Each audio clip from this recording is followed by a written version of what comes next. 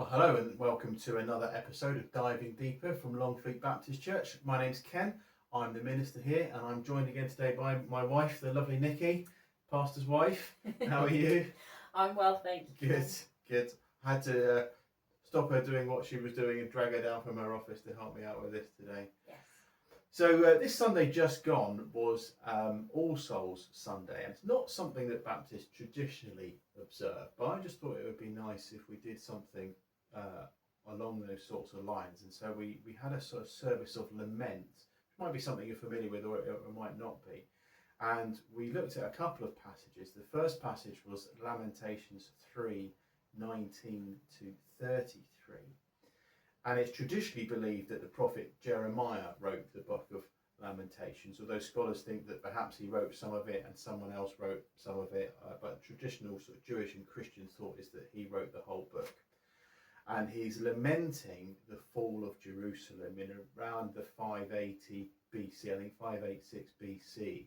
The Babylonians sacked the city of Jerusalem, destroyed the temple, dragged a load of Jews off into captivity in Babylon.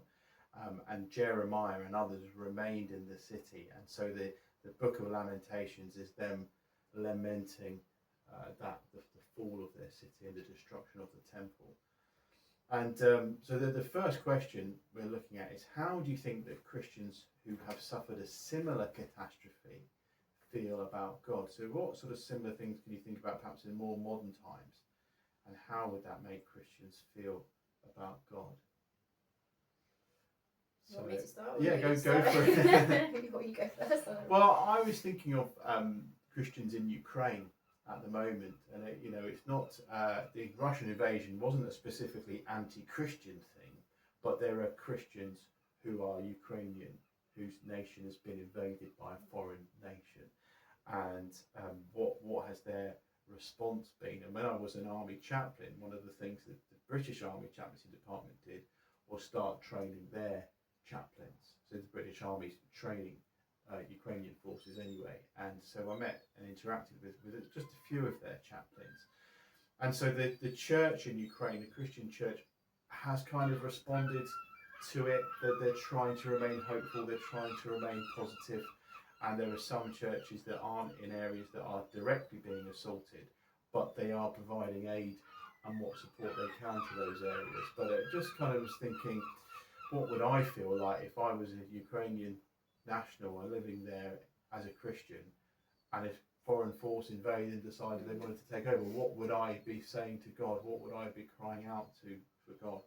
I think that sort of tallies a bit with what the Jews would have been thinking at the time of the Babylonian assault on Jerusalem. God, what are you doing? How have you allowed this foreign nation just to come in without our permission and just take what they want?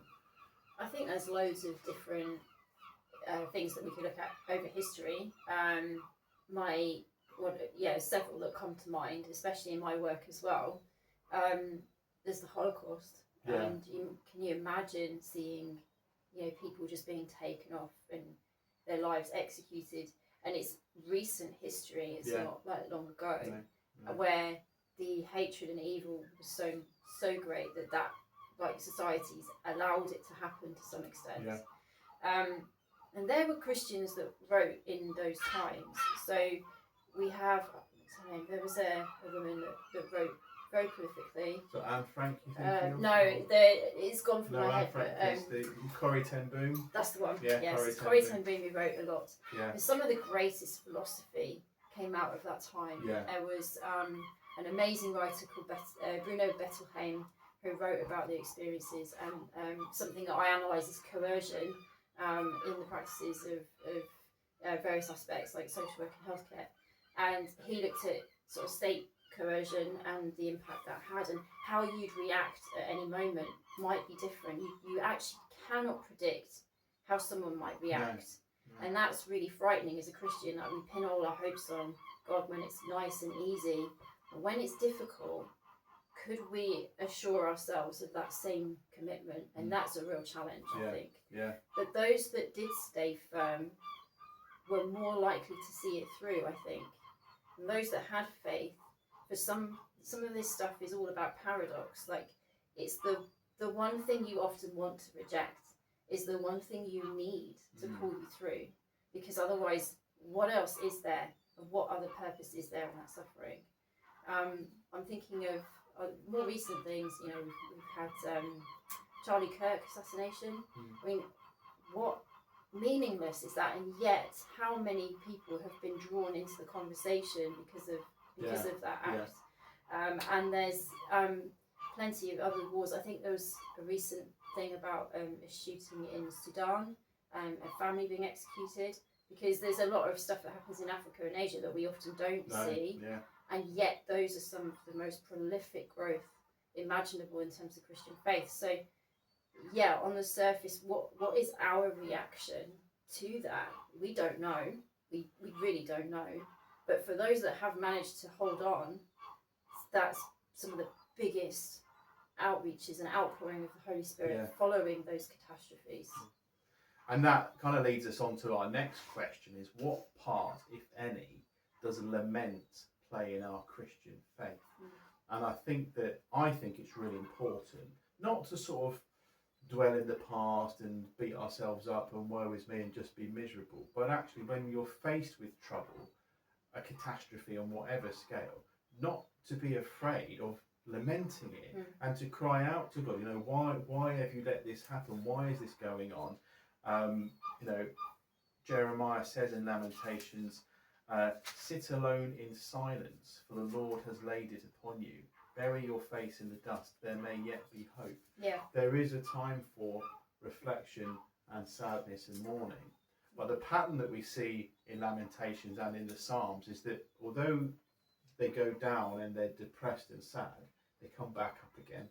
And this is one of the reasons I chose this particular passage from Lamentations 3:19 to 33, because it comes down, does a bit of philosophy, and then it brings them back up into the Christian, or what, the hope of God's people. So you've got that sort of mourning and depression, you reflect on it, and then you come back up into the hope of God. So I think lament is quite an important part of our Christian faith. Well, lamenting goes way back. I mean, obviously this is in the Old Testament, but I can't remember which passage it is in the New Testament where Jesus is saying, you know, you didn't cry or something, you didn't dance, and you didn't cry when it was morning. So one of the books that I was researching quite some time ago was a book called Mother, Mourner, Midwife, and I don't know if anyone realises, but mourner was a role played by women to bring out the emotion that was needed for the culture. Now it was a while ago when I read the book, so forgive me if I'm sort of misquoting things, but I'm pretty sure that it was one of the female faces of God was mourning, mourning and crying and weeping over a people. The Shekinah was the female face of God, and it would represent the people, the women of the culture were called to summon mourning in society. Okay, so lament, I think, is still should be really part of that Christian faith in mourning over the people, because we're the bride of Christ. We are supposed to mourn and supposed to bring lament to society. So yes, it is a vital part of our walk with Christ to recognise suffering and to address it in, you know, the fullness of spirit, if you like, the fullness of our lives. Someone at the Bible study spoke about the Beatitudes, where Jesus said, "Blessed are those who mourn, for they will be comforted." And he understood this to mean that not mourning as an individual over something that's happened to you as an individual, but mourning for the kind of state of humanity. You know, you're mourning for the state of your nation or your community, and that lament. And Jesus is saying, you know, if you are sad and upset and depressed and you lament over the broader society, then you'll be comforted. And it's almost like some people say the Beatitudes are a pattern for Christian living. You know, you should be mourning at certain times, you should be celebrating at certain times, but that lament, like I said earlier, you mustn't dwell on it, you mustn't let it define you, that sadness and that grief, and never overcome it. But sometimes we do need that lament. So we then moved on to think about 1 Corinthians 15:35 to 58. And it can be quite a confusing passage. This is Paul kind of wrestling with the concept of the resurrection. One thing I said at the Bible study is you can't just look at one thing that Paul's written about what he thinks the resurrection is and take that as the pattern. You've got to look at all his writings across all his letters to get a handle on what he actually thinks the resurrection is, because this part in Corinthians just has a very specific, very sort of spiritual element to it. And Paul uses the metaphor of a seed here. He says, someone may ask, how are the dead raised? With what kind of body will they come? How foolish! What you sow does not come to life unless it dies. And when you sow, you do not plant the body that will be, but just a seed, perhaps of wheat or of something else. Jesus uses a very similar metaphor in John 12:23.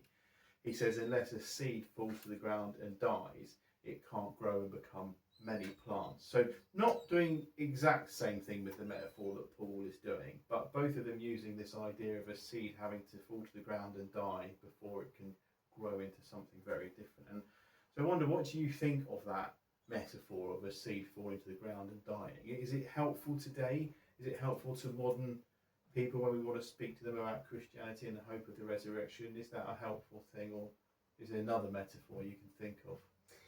No, I really like the seed metaphor, and I've reflected on it quite a lot in the work I did in terms of researching sort of infant trauma and and healing and things like that. And I've put like a seed image in one of my journals about how something has to be totally undone and die in order to bring something new forth. And I think that that's one of the paradoxes that is in the Christian faith. You have to die to yourself in order to really understand what it is to be a Christian. Yeah. So of course that would follow through. And one of the things as Baptists in particular is, if we think about you dying to yourself, that is the Baptist act, is that act of symbolism, going down and coming out. When we go down with Christ, that is, we take on his death when we go into the water, and we become something new in his name. Yeah. That's the whole point of it. So if you go back to the John 3 passage, for God so loved the world, just before that bit is the Nicodemus section, where you have to be born, and that's the passage we did last time. Yeah, we did actually, didn't we? Yeah. That was the exact passage, but this is what it is about. So not just seed, but there's so many different things in life that are similar. So you think of a caterpillar turning into a butterfly. Yeah. The same principle, like you it's completely undone. A birth experience. You have to.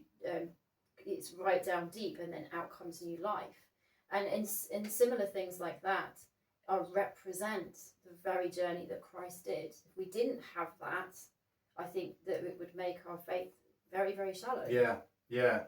So we can see this seed metaphor not just as a metaphor for the resurrection at the end, but for the work of the Spirit in our lives as Christians. Absolutely. And perhaps when we're looking at Lamentations, it could be on a society level too, that we have to, that you see these patterns in Israel and Jerusalem, and for each almost death cycle of failure, there is a resurrection and hope at every single cycle. Almost it's society level too. And is that something that the UK needs to hear at the moment because of how things are going? And we need that resurrection spirit in our culture right now, that Christ becomes more central. Yeah.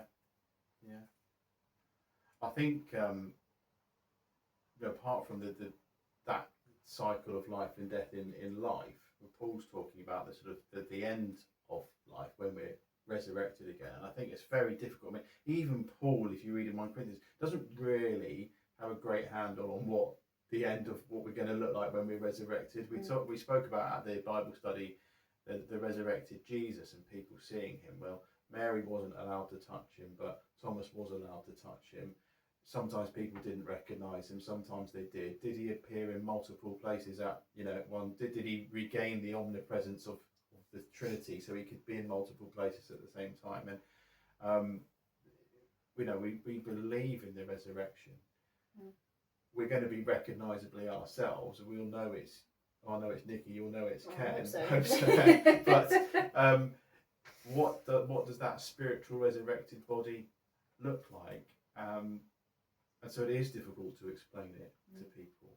And I think the metaphor of a seed dying, you plant a seed and then it turns into something completely different. An acorn then becomes an oak tree. Another that I did think of the butterfly caterpillar metaphor, because it's still the same being, it's still the same creature, but a butterfly isn't just a caterpillar with wings. It's actually a different type of beast, if you like, but it's still the same being. So at the moment we're caterpillars, but when we die and we're resurrected, we'll be butterflies still. So I don't know. It's quite a difficult thing to think about, isn't it? Yeah, maybe we're not supposed to know because No, it's not really it's beyond important. that. Yeah. It's something different that isn't, for us to really fully appreciate or understand. We can't know. No. Mm-hmm. Well, I hope you've enjoyed it, as Nicky and I have had a bit of a chat about lamenting and the resurrection. And if you are lamenting at the moment, if you are sad and low and depressed, then do reach out. You can contact us here at the church, or contact a Christian friend or someone you love and trust to be there lamenting with you, but also to give you that Christian hope to pull you out of that. And remember that we finished on this idea of the bodily resurrection, that actually the things we lament will come to an end. Christ will return. We will be bodily resurrected into something different but the same, something glorious and wonderful. So pray that you would know the Spirit of God in your life as you lament, but as you also have that hope that Jeremiah and the Psalms articulate, that you are brought back up into the Christian hope of resurrected life. Thanks, Nicky. Thank you, Ken.